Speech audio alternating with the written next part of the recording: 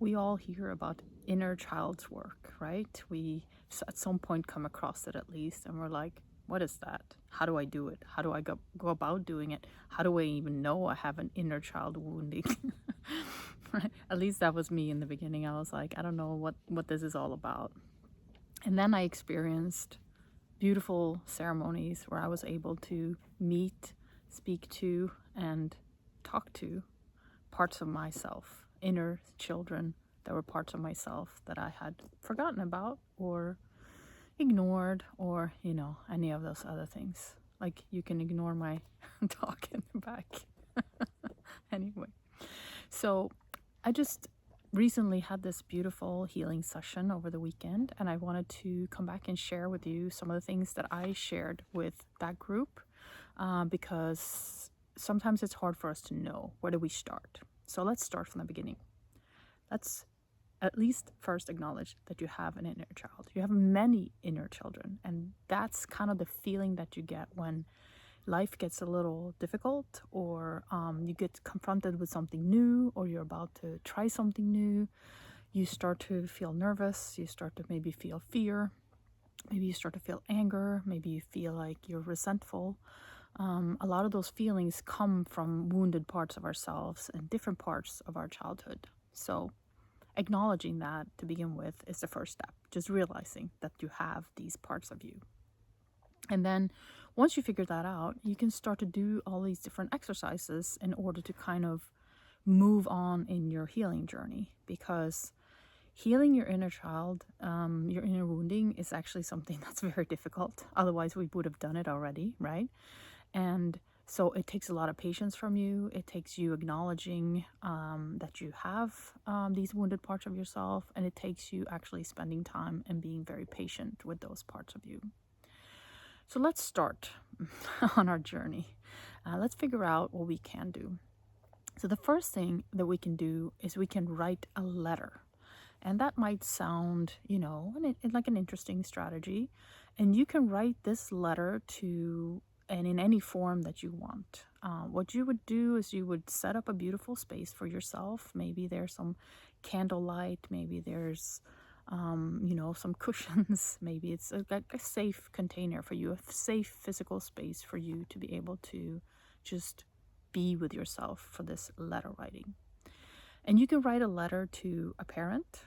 You can write a letter to a parent that you wish you've had, right? Like, let's say you had a lot of wounding from your own parents. Maybe you're not able to write to them. You can write a letter to your past you, right? The child that was wounded. Or you can write a letter to your future you. So there's just so many different ways. But let's say you sit down and you choose to write a letter to your parent. What you do is you sit down and you write everything. Like, you just let it all out.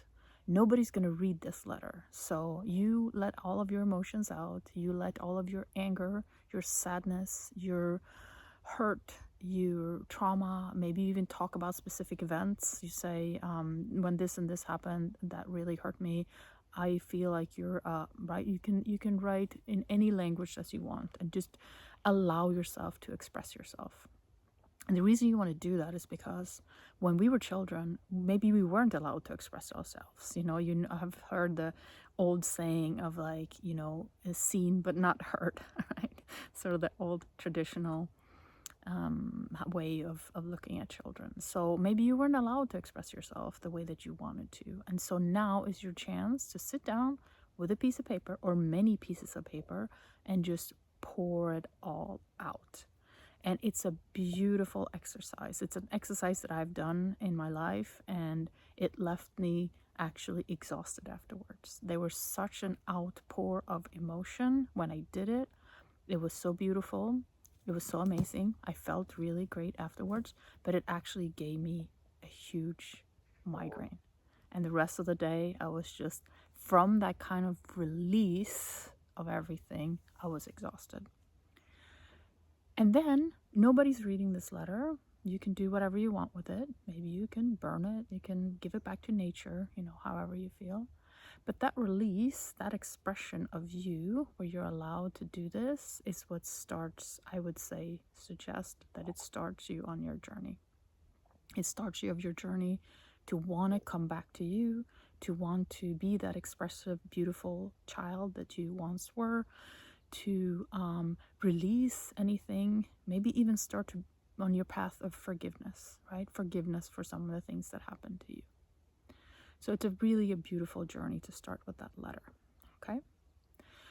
The second tip that I want to give for you as an exercise that you can do with your inner child is to be really playful and use arts, right? So you can sit down, you can paint, even if you're angry, even if you're sad, even if you feel terrible, to sit down and paint and to like be in communion with that anger, with that feeling of like worthlessness, or like you're not being seen, or whatever emotion it is that you're confronting, to use that in art, use that in ceramics, use that in singing, use that in, dancing. Like expressing that is so beautiful. So definitely go ahead and do that.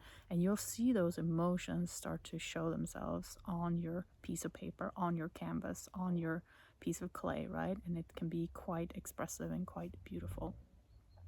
The other thing, as I mentioned, is to play, right? So do the things that you love to do as a child. Like maybe you loved climbing trees. Fun to see an adult climb a tree, right? Maybe you love being out in the rain. Just go out in the rain when it's raining. Maybe you love playing games outside, or you can do things you didn't get to do as a child either, right? You can say, hey, I want to go outside and play with a ball, or I want to blow bubbles, or I want to run around and dance and sing in the forest. Whatever it may be, go ahead and let yourself do that. So arts as an expression and play as an expression. What ends up happening too is our inner children want to join us. So when we become really playful, when we do an expression of art, many times I've noticed that there are pieces of me that come back and they're like, hey, you're doing all these fun things again. I want to play with you. Yeah? So that's another great tip. The third thing I want to say is to be in dialogue with that inner child. So what we tend to do, and I am not above it, is as soon as that inner child shows up saying, I'm a little bit nervous about this. What about public speaking? Should I really do this? What about trying this new job, or, having this stepping into this new relationship? Am I going to get hurt, right? When that happens, we tend to be like, I want nothing to do with you, right? We're moving along. We're doing great things. We're adults now. All these mucky feelings that come up, I don't want to hear from them, right? You're slowing me down is kind of the message that we do. Or we push it aside. We're like, well, I'll talk to you later because right now I got to do this, right? So start to create a safe space for you to have that dialogue with yourself where something comes up and you're like, okay, why is this coming up? Why am I reacting like this? Why am I angry? So it's choosing to respond rather than to react, right? And also to respond to our inner children and say, I can see that you're scared. Can you tell me what you're scared about? Just listening to that feeling and say, I understand what you went through, but, we're adults now. We can handle this. Come along with me. I'm going to help you. And you're going to see that we're going to be okay, right? So really opening up that space. Every time you feel like you're getting triggered, every time you feel like, an emotion is running away with you, really open up that door for that dialogue with your inner child and let them be there with you. Like pump them up, get them excited, like maybe even use the arts and crafts and the playfulness and the writing of letters to allow that inner child to express through you, right? Maybe you can use that first tip that I had about writing letters, and you can sit down and you can write a letter together with your inner child. What do you want to do today? How can we do this together? Or start creating a piece of art together with your inner child, or go out and play with your inner child, right? So start to engage your inner child, not just in like emotion and thoughts and, talking to that part of you, but also engaging them in creative ways, right? Allow them into your life. And the last thing I wanted to suggest is to rest and recuperate. So we are so busy in this world being human doings instead of human beings. We forget the spaces in between. We forget the need for stillness. We forget that resting and when we're tired, to allow ourselves to sleep well, to have moments where we just sit and relax, moments of meditation, moments of stillness.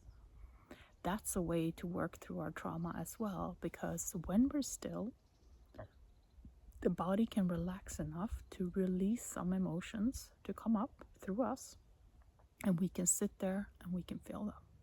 If we're busy running around all the time, doing all the things that we do as adults, right? Paying our bills, answering phone calls, shooting out emails, working, picking up children, whatever it may be, we forget that inner stillness and how much we need it. We forget how much we need rest.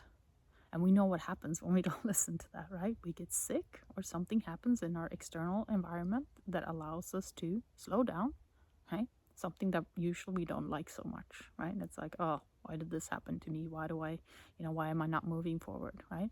It's because from the outside, something is coming in and saying, you need to rest now. Here's the flu. Now you rest for a week, right? So make sure that you use all of these 4 things to allow you to become closer to your inner child, allow yourself to heal that part of you.